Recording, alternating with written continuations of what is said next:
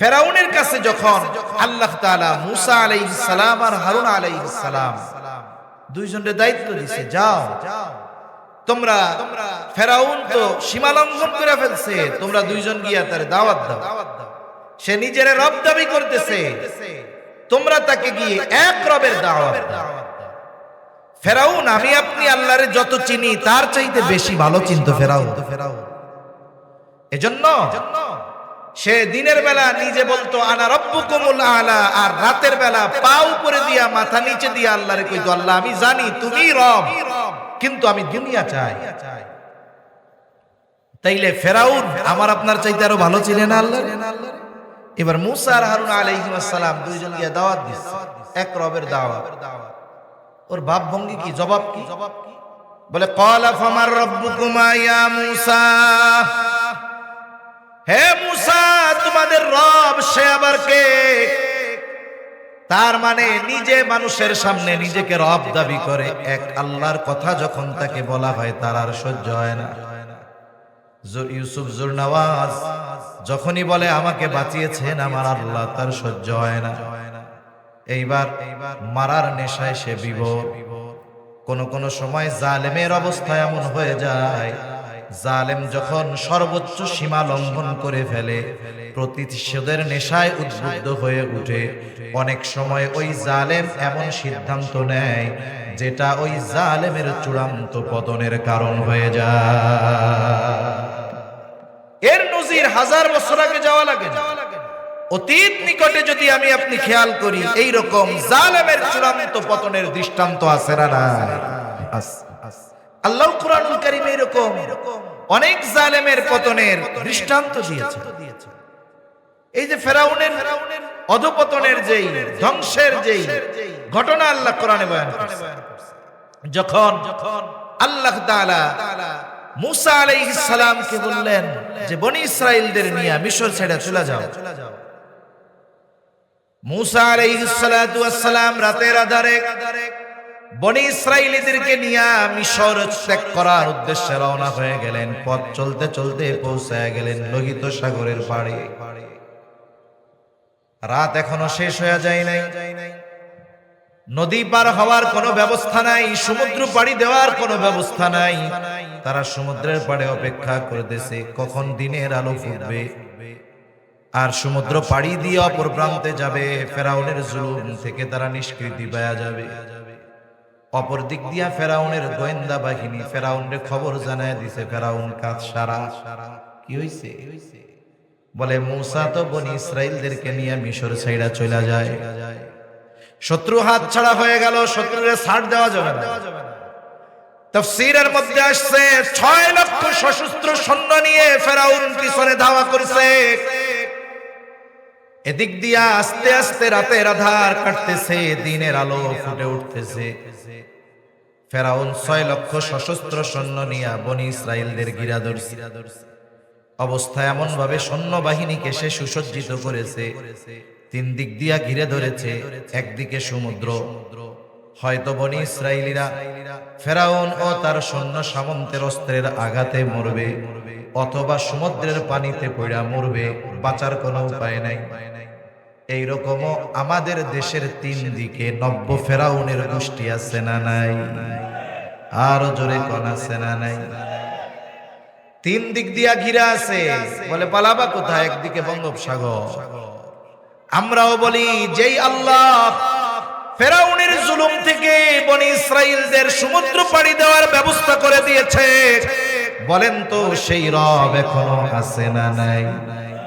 বলে তোমাদের কি হবে? আমরাও বলি রব যা চায় তাই হবে। 3 দিক দিয়ে ঘিরে ধরছে, দিনের আলো ফুটে উঠছে, রাত কেটে গেছে।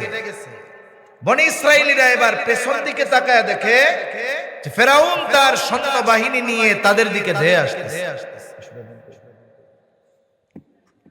ফেরাউন তার বাহিনী নিয়ে তাদের দিকে ধেয়ে আসতেছে।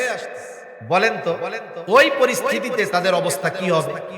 একটু আগে ভাবছিল কোনো মতে সমুদ্র পাড়ি দিতে পারলে বেঁচে গেলাম, এখন তো আর বাঁচার উপায় নাই। একদিকে সমুদ্র আর 3 দিক দিয়ে তারা, বাঁচার উপায় নাই। তাদের সাথে লড়াই করে বাঁচবো, আমাদের সাথে তো অস্ত্র নেই। ওই অবস্থার কথা আল্লাহ তাআলা কোরআনুল কারীমের মধ্যে বর্ণনা করেন সূরা শুআরার মধ্যে। আল্লাহ তাআলা বলেন ফালাম্মা তারাআল জামআনি ক্বালা আসহাবু মূসা ইন্না লামুদরাকুন। আল্লাহ তাআলা বলেন যখন একদল অপর দলকে দেখতে পাইল, ফেরাউনের বাহিনী মূসা আলাইহিস সালাম আর তার উম্মতদেরকে দেখে, আর বনি ইসরাইলেরও দেখে যে ফেরাউন তার বাহিনী আসতেছে, দুই দলের মধ্যে দেখা দেখি হয়ে গেছে।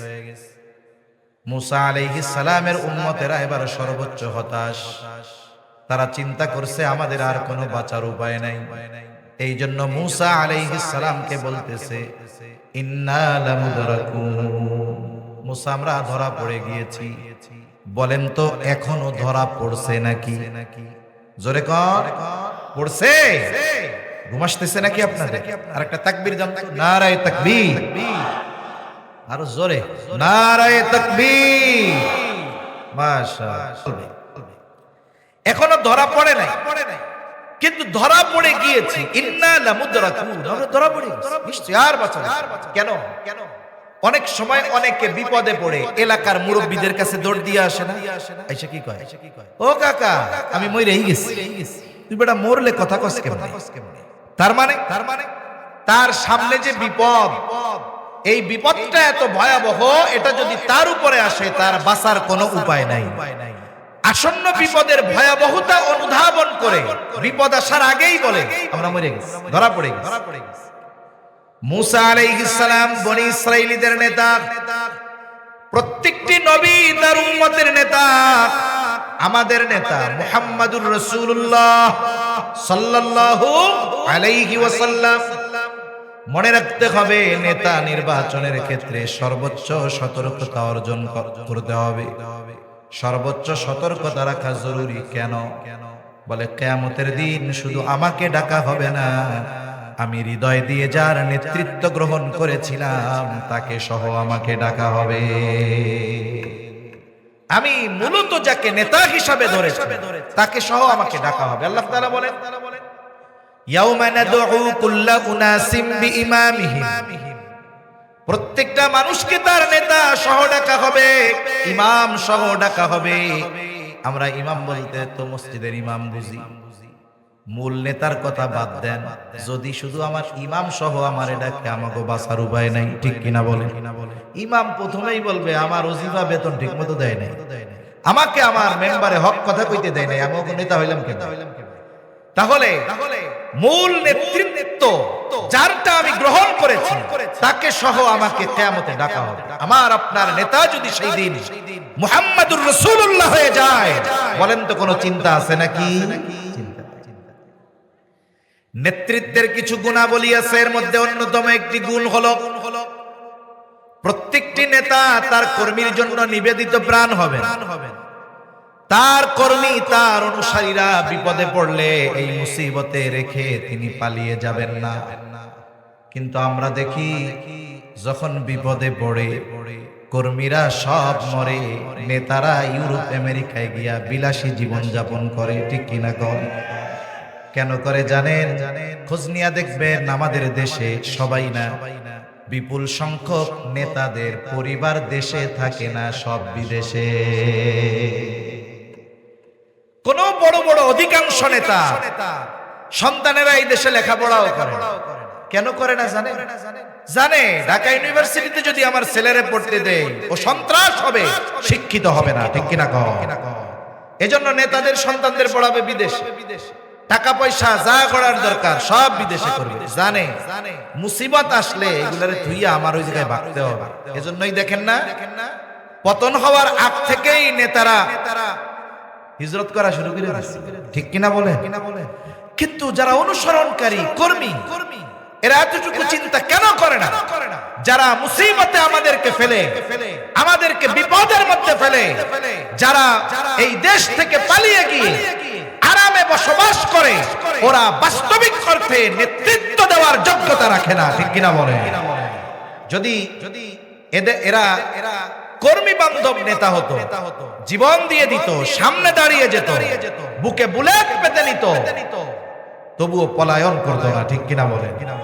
এজন্য জাগতিক জগতেও যদি নেতা ধরেন, একটু বাইসা শুনে ধরেন যে আপনি বিপদে পড়লে সে আপনার পাশে দাঁড়াবে কিনা। মুসা আলাইহিস সালাম বনি ইসরাইলীদের নেতা, ঝিমিয়ে পড়া কর্মীর অন্তরে জাগ্রত করার জন্য নেতাদেরকে আল্লাহ তাআলা এক যোগ্যতা দেয়, সেটা হলো বক্তৃতা দেওয়া। আল্লাহ তাআলা প্রত্যেকটা নবীকে এই যোগ্যতা দিয়েছেন। মুসা আলাইহিস সালামকে যখন ফেরাউন শিশুকালে পরীক্ষা করতে চেয়েছে যে আসলে ও আমার দুশমন কিনা, এক পাশে রাখছে স্বর্ণ আর এক পাশে রাখছে আগুন, স্বর্ণের দিক হাত গেছে, ফেরেশতা এসে কয় ওই দিকে দিস না, আগুনে দে।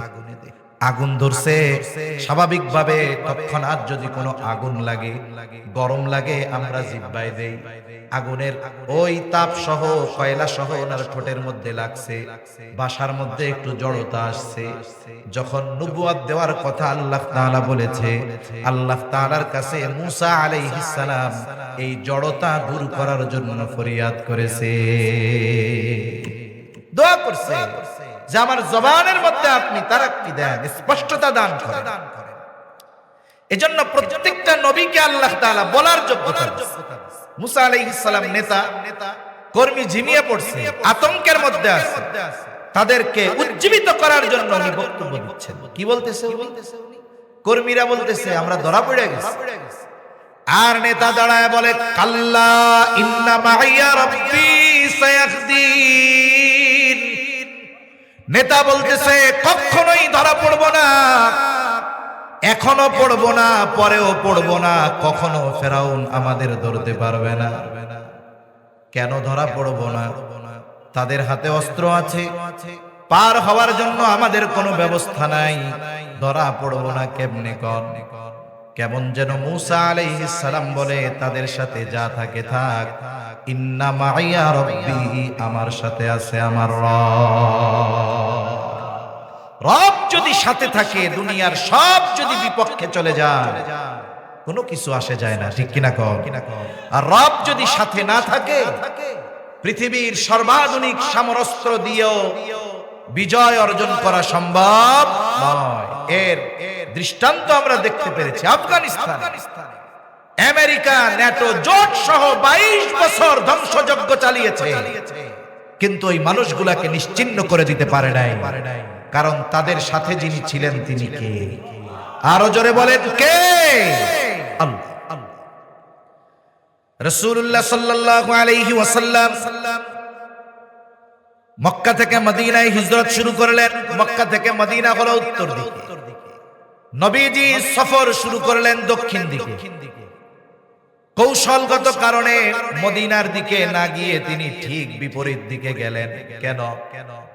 কারণ কাফেররাও মোটামুটি জেনে ফেলেছিল যে মুহাম্মদ সাল্লাল্লাহু আলাইহি ওয়াসাল্লাম মদিনায় হিজরত করবে। এখন যদি তারা নবীজিকে খুঁজতে যায়, স্বাভাবিক মদিনার পথে যাবে, এটাই স্বাভাবিক। কিন্তু নবীজি গেলেন বিপরীত দিকে, সাওর পর্বতের এক গুহার মধ্যে আত্মগোপন করলেন। কাফেররা এতটা চতুর, এত চালাক, খুঁজতে খুঁজতে বিপরীত দিকে ওই গর্তের কাছে চলে গেছে। কত কাছে গেছে? এত কাছে চলে গেছে, আবু বকর সিদ্দিক রাদিয়াল্লাহু তাআলা আনহু বলেন, কাফেররা গুহার উপরে দাঁড়ায়া পরস্পর কথাবার্তা বলতেছে, আমি সব শুনতেছি। কে বলতেছে তাকে চিনতেছি, কে কি বলতেছে তাও শুনতেছি। তিনি বলেন, আমাদেরকে দেখার জন্য, পাওয়ার জন্য বেশি কিছু করা লাগবে না, তারা যদি নিজেদের পায়ের দিকে তাকায় আমাদের দেখে ফেলবে। কঠিন এক মুহূর্ত। হযরত আবু বকর সিদ্দিক রাদিয়াল্লাহু তাআলা আনহু চিন্তিত, চেহারার মধ্যে চিন্তার ছাপ।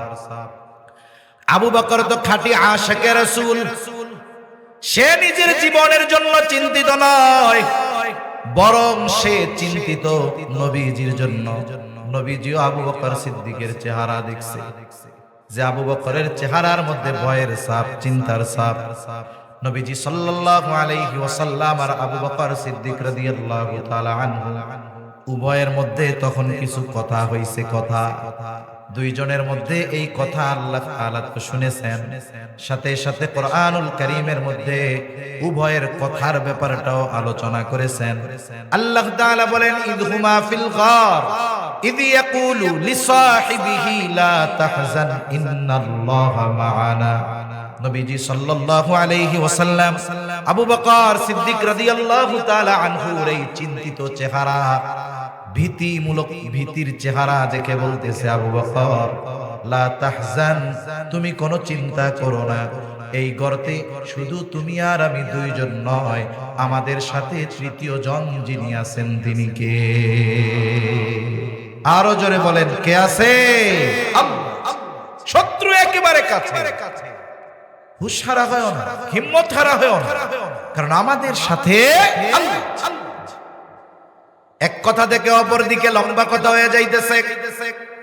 মুসা আলাইহিস সালাম বললেন, ক্বালা কাল্লা ইন্না মাইয়া রাব্বি সায়াহদিন, আমার রব আমার সাথে আছে, সামনের পথ অচিরেই তিনি দেখায় দিবেন। আল্লাহু আকবার বলেন।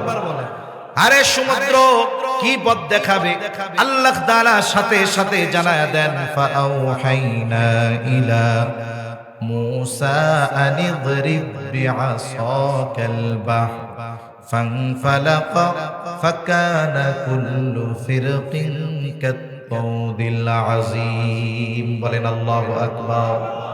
মুসা আলাইহিস সালামের কাছে আল্লাহ তাআলা প্রত্যাদেশ পাঠিয়ে দিলেন, ওহী পাঠিয়ে দিলেন। ফাআউহাইনা ইলা মুসা, আল্লাহ তাআলা বলেন আমি মুসার কাছে প্রত্যাদেশ পাঠাইলাম, ওহী পাঠাইলাম। কি ওহী, কি আদেশ? আনিদরিব বিআসাকাল বাহর, ও মুসা তোমার হাতে যে লাঠিটা আছে এই লাঠিটা দিয়ে সমুদ্রের উপরে বাড়ি মারো। সুবহানাল্লাহ। মুসা আলাইহিস সালামের মুআজিজা, অন্যতম মুআজিজা হলো এই লাঠি।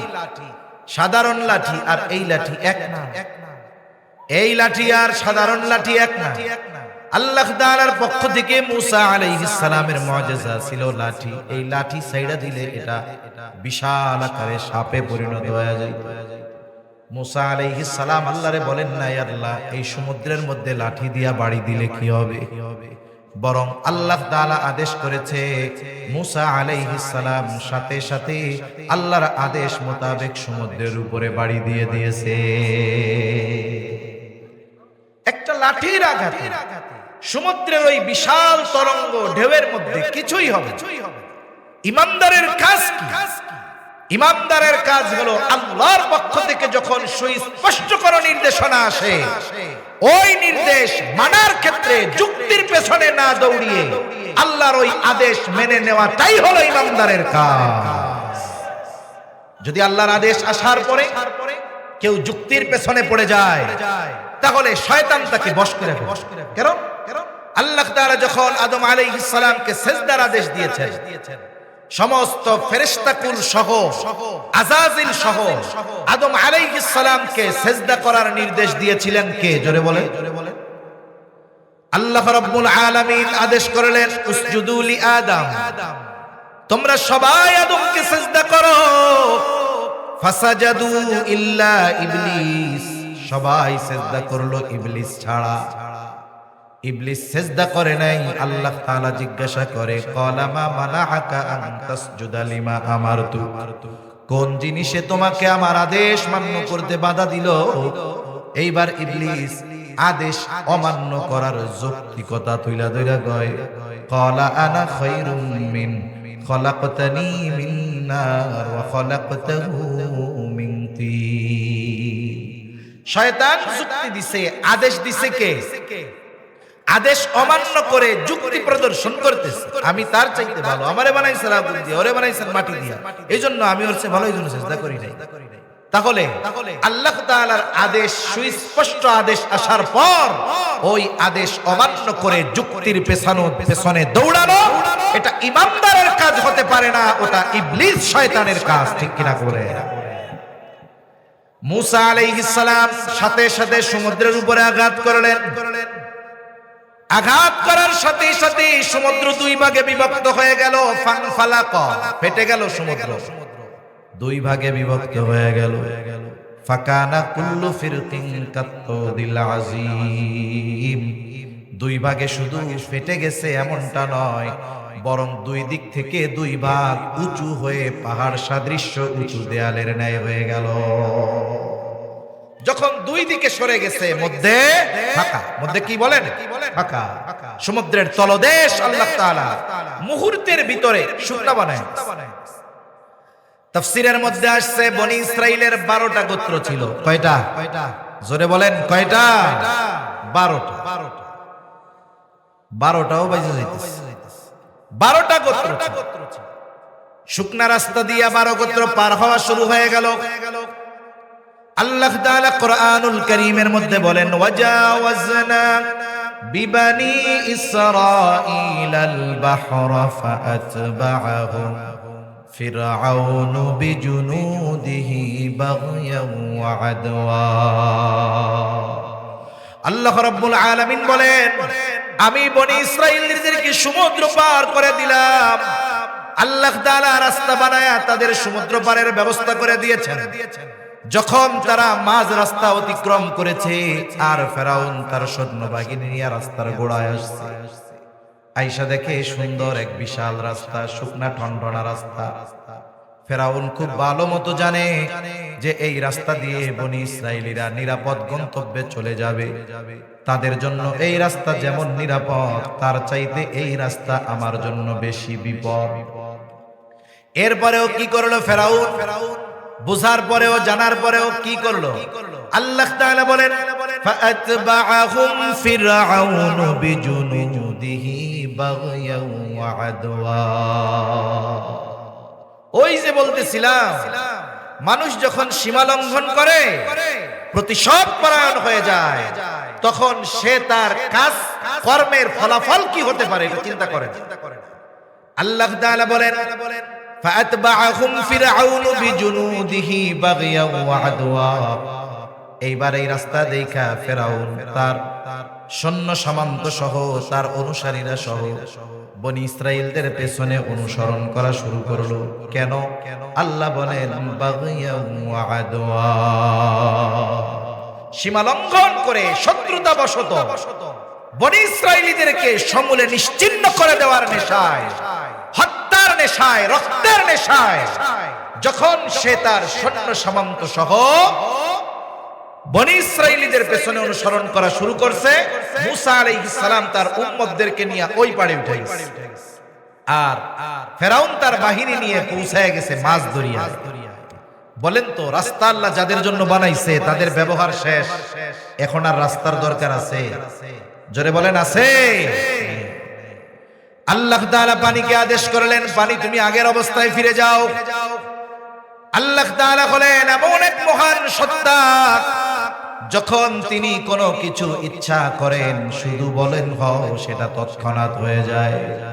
আল্লাহ তাআলা বলেন, ইন্নামা আমরুহু ইযা আরাদা শাইআন আন ইয়াকুলা লাহু কুন ফায়াকুন। আল্লাহ তাআলা যখন কিছু ইচ্ছা করেন, যখন কিছু করতে চান, শুধু বলেন কুন হও ফায়াকুন, সেটা তৎক্ষণাৎ হয়ে যায়। বলেন আল্লাহু আকবার।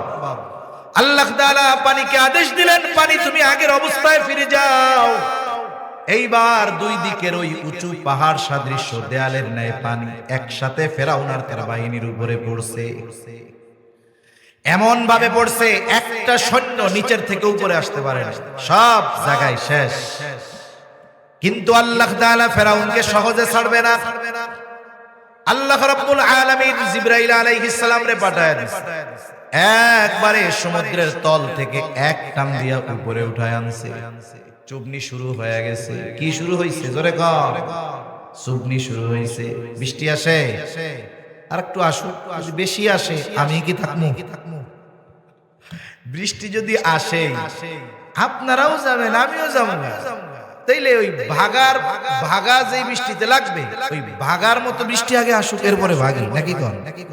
এইটুক সিটা বৃষ্টি দেখে যদি নড়াচড়া আর আমাকে শুরু হয়ে যায়, তাহলে তো কাম হইল।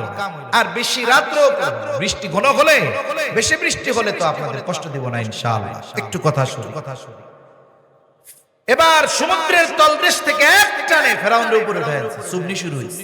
আমাদের দেশে মাঝে মধ্যে মুরগিরে জিমানিতে ধরে, দেখছেন না?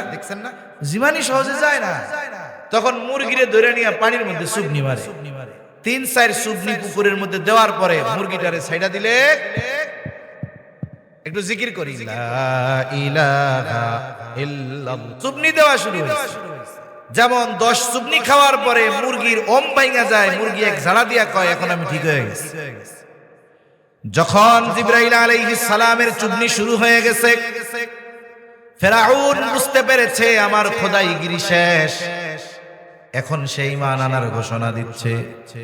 সে আল্লাহ তাআলা কোরআনুল কারীমের মধ্যে বলেন, হাত্তা ইযা আদরাকাহুল গরক ক্বালা আমানতু আন্নাহু লা ইলাহা ইল্লাল্লাযী আমানাত বিহি বানু ইসরাঈলা ওয়া আনা মিনাল মুসলিমিন। ফেরাউন এবার বলে আমি ঈমান আনলাম, আল্লাহ ছাড়া কোনো ইলাহ নাই। বনি ইসরাইল যার উপরে ঈমান এনেছে আমিও তার উপরে ঈমান আনলাম, আমি তো মুসলমানদেরই একজন। এত সুস্পষ্ট ঘোষণা, ঈমান আনার এই ঘোষণা দেওয়ার পরেও বলেন তো আল্লাহ তাআলা ফেরাউনের ঈমান কবুল করেছে নাকি? আরো জোরে বলেন, করেছে নাকি? কেন করে নাই? কারণ 3 সময় পর্যন্ত আল্লাহ তাআলা বান্দার ঈমান আর তাওবা কবুল করে। 1 নাম্বার টাইম বলে কিয়ামতের আগে একবার পশ্চিম দিগন্তে সূর্য উঠবে। এখন তো পশ্চিমে সূর্য ডুবে, কিয়ামতের আগে একবার পশ্চিম দিকে সূর্য উঠবে। যেই দিন পশ্চিম দিকে সূর্য উঠবে ওর আগের রাতটা হবে অনেক লম্বা রাত। মানুষেরা, বাচ্চারা কান্নাকাটি করবে, গরু ছাগলগুলো আওয়াজ করতে থাকবে। দীর্ঘ রাতের অবসান ঘটবে পশ্চিম দিক দিয়ে সূর্য ওঠার মাধ্যমে। কিছু দূর উঠবার পর আবার সূর্যটা পশ্চিম দিকে ডুবে যাবে। এরপর থেকে যথারীতি পূর্ব দিক দিয়ে আবার সূর্য উঠবে। নবীজি সাল্লাল্লাহু আলাইহি ওয়াসাল্লাম বলেন, ওই পশ্চিম দিক দিয়ে সূর্য ওঠার আগ পর্যন্ত আল্লাহ তাআলা বান্দার ঈমান আর তাওবা কবুল করবে। ওর পরে যদি কেউ ঈমান আনে, তাওবা করে, তার ঈমান আর তাওবা আল্লাহ কবুল করবে না। 2 নাম্বার সময় বলে গজব আসার আগে যদি ঈমান আনে আল্লাহ ঈমান কবুল করে। যেমন হযরত ইউনূস আলাইহিস সালামের সম্প্রদায় যেই দিন গজব আসবে ওই দিন ইউনূস আলাইহিস সালামের বাড়িতে গিয়া দেখে উনি নাই। কারণ গজবের খবর দেওয়ার পরে ওনার সম্প্রদায়ের অবাধ্যতার মাত্রা আরো বেড়ে গেছে। উনি দেখলো এদের পরিবর্তনের কোনো সম্ভাবনা নাই, গজব তো আসবেই। আবার আল্লাহ তাআলা অতীতের অবাধ্য জাতিকে গজব দেওয়ার আগে ওই এলাকায় যাকে নবী হিসাবে আল্লাহ প্রেরণ করে দেন, নবীকে আগে নিরাপদ জায়গায় সরাইতেন, এরপরে আল্লাহ গজব দিতেন। এই দৃষ্টিকোণ থেকে অতীতের বিষয়গুলোকে সামনে ইউনূস আলাইহিস সালাম আল্লাহ তাআলার পক্ষ থেকে নির্দেশ আসার আগে উনি এলাকা ছেড়ে চলে গেলেন। সকালবেলায় যখন ওনার অনুসারীরা, ওনার সম্প্রদায়ের লোক বাড়িতে গিয়া দেখে আজকে ইউনূস আলাইহিস সালাম নাই, কয়েকজনকে খুঁজতে পাঠাইছে, যাও একটু খুঁজা টুইজা দেখো আশেপাশে আছে নাকি। তারা চতুর্দিকে খুঁজে ফিরে এসে বলে না, কোথাও কোনো খবর নাই।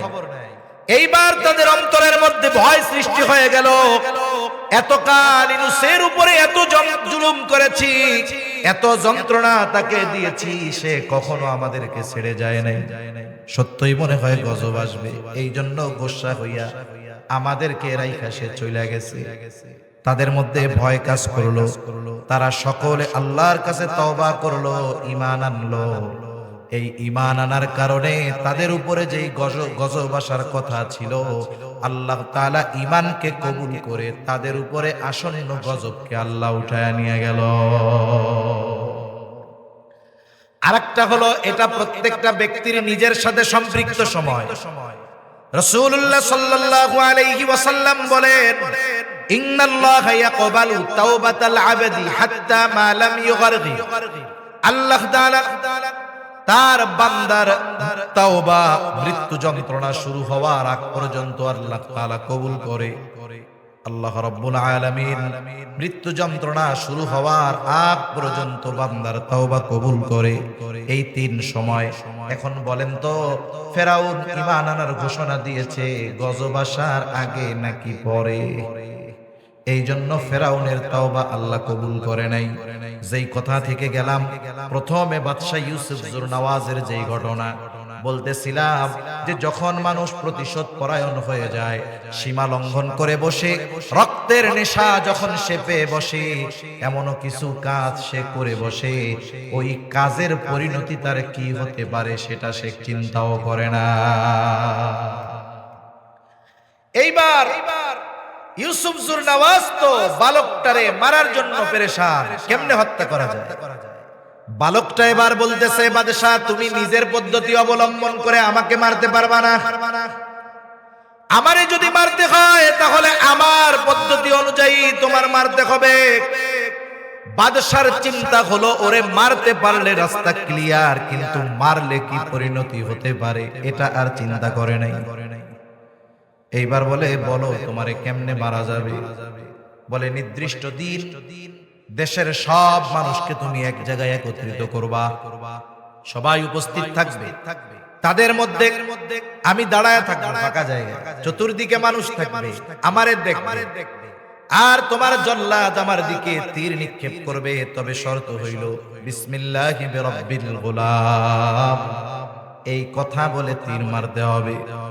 বাদশাহ চিন্তা করলো, এই কথায় বইলা তীর মারলে ও যদি মইরা যায় তাহলে তো ভালো, রাস্তা ক্লিয়ার হয়ে গেল।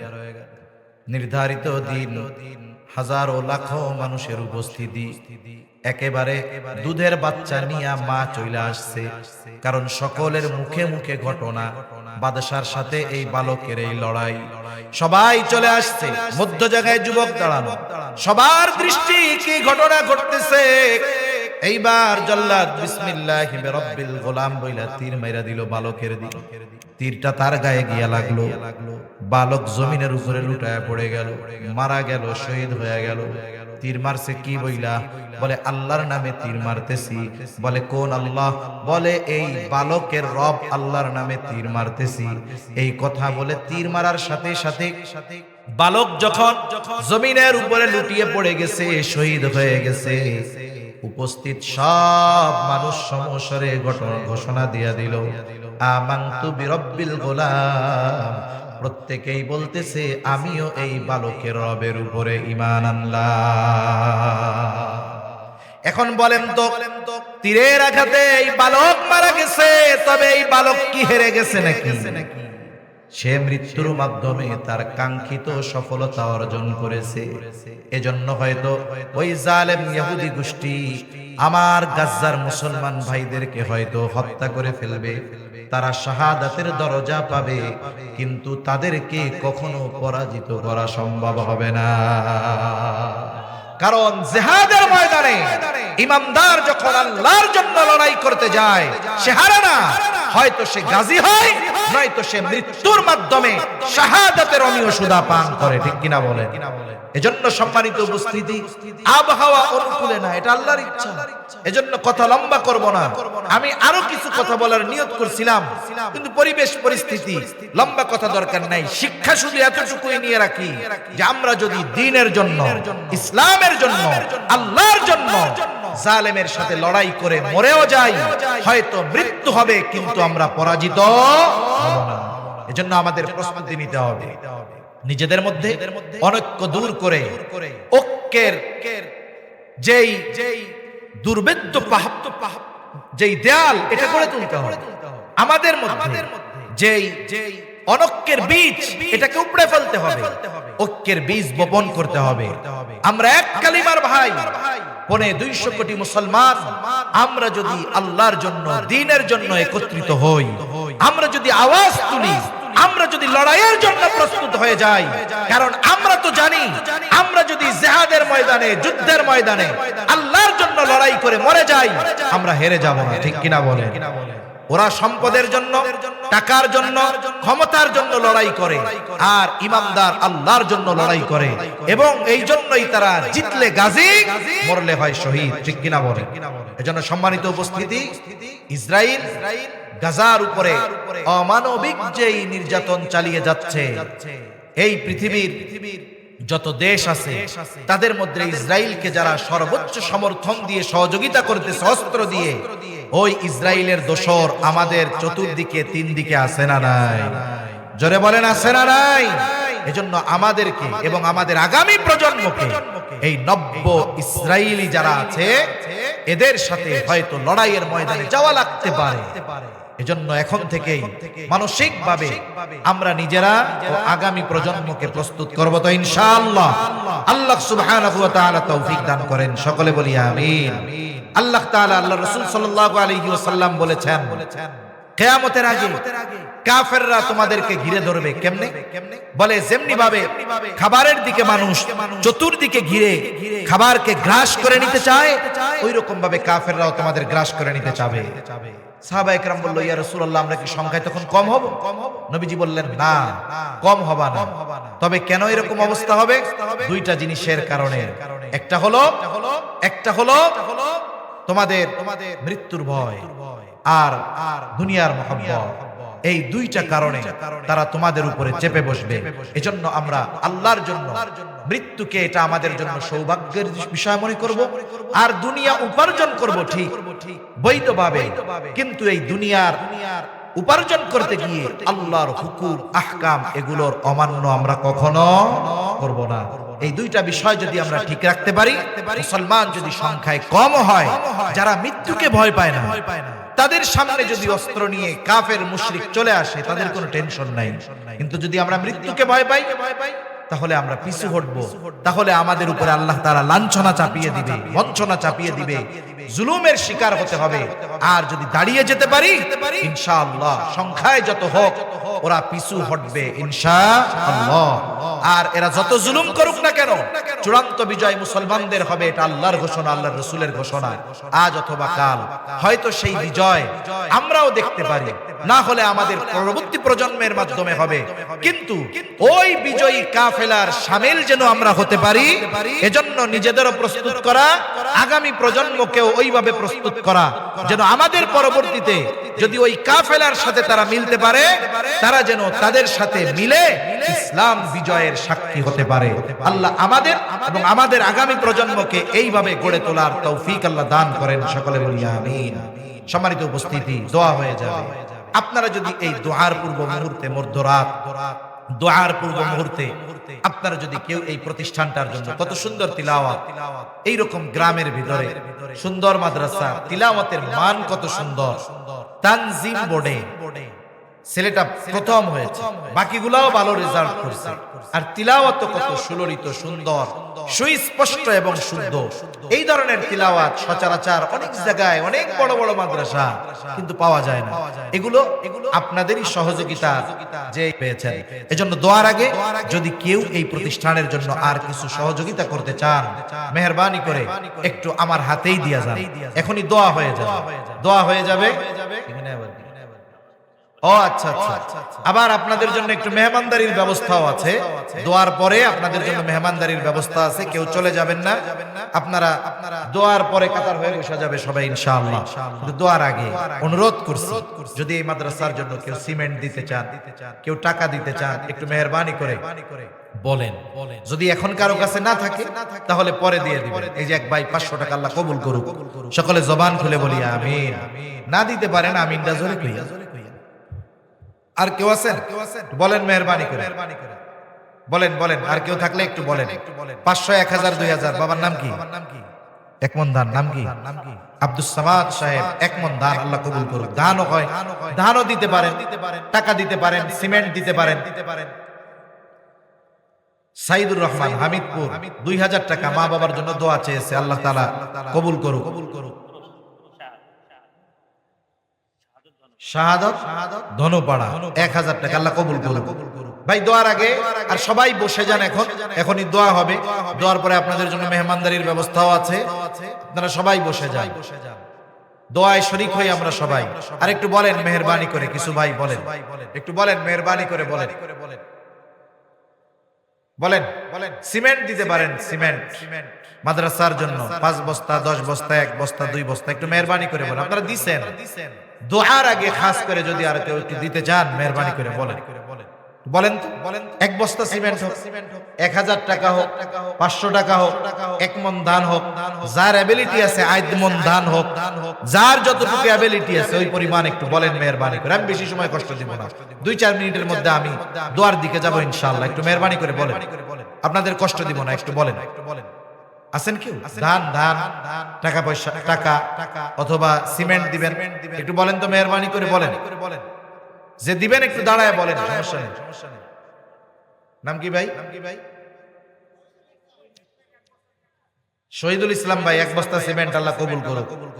মোহাম্মদ ইয়ারুল হামিদপুর 3000 টাকা দিবে, আল্লাহ তাআলা কবুল করুক, সকলে বলি আমিন। আল্লাহ জান মালে বরকত দিক, সকলে বলি আমিন। একটু বলেন ভাইরা মেহেরবানি করে বলেন। 500 টাকা 1000 টাকা যারা দিছেন তো দিছেন, আরো কিছু দেন যদি অ্যাবিলিটি থাকে। যারা দেন নাই তারা কমপক্ষে 500 টাকা করে হইলেও বলেন, একটু মেহেরবানি করে বলেন, আল্লাহ বরকত দিবে ইনশাআল্লাহ। একটু বলেন মেহেরবানি করে বলেন। আছেন কেউ? 500 টাকা 1000 টাকা একটু বলেন। 1 মন ধান হোক, আধা মন ধান হোক, বলেন বলেন। আতিকুল আতিকুল ভাই কি দিবে? 1000 টাকা দিবে আতিকুল ভাই, 1000 টাকা, আল্লাহ কবুল করুক, সকলে বলি আমিন। আল্লাহ জান মালে বরকত দান করুক, সকলে বলি আমিন। নাম কি বাবা? আতিকুল ভাই লগিপুর। আর এই যে মুরব্বী নাম আনিসার, 1 বস্তা সিমেন্ট, আল্লাহ কবুল করুক, জোরে বলি আমিন। একটু জোরে কন্যা আমিন। নাম কি? জানবক্স ধনুপাড়া, 1 মন ধান, আল্লাহ কবুল করুক, বলি আমিন। আল্লাহ জান মালে বরকত দান করুক। আরো কিছু ভাই বলেন, দান বলেন, আধা মন দান বলেন। অনেক সময় হয় না, ধান পাইকা গেছে 2 দিন পরে ঘরে উঠাইবেন। আগের দিন এমন মেঘ হইছে, শিলাবৃষ্টি হইছে, গন্ধ শিলাবৃষ্টি যদি পাকা ধানে পড়ে, ধান থাকে না যায়। পাকা ধানের উপরে শিলাবৃষ্টি হইলে ওই ধান ঘরে নেওয়া কঠিন হয়ে যায়। আল্লাহ রাসূল সাল্লাল্লাহু আলাইহি ওয়াসাল্লাম বলেন, সাদকা বালা মুসিবত দূর করে দেয়। যে পাকা ধান ঘরে উঠাইতে পারে, এটা কত বড় বালা মুসিবত সেটা সে অনুধাবন করতে পারে। এজন্য আপনাদের এই ছোট ছোট সহযোগিতা হয়তো বড় বড় বিপদ মুসিবত থেকে আল্লাহ তাআলা হেফাজত করবেন।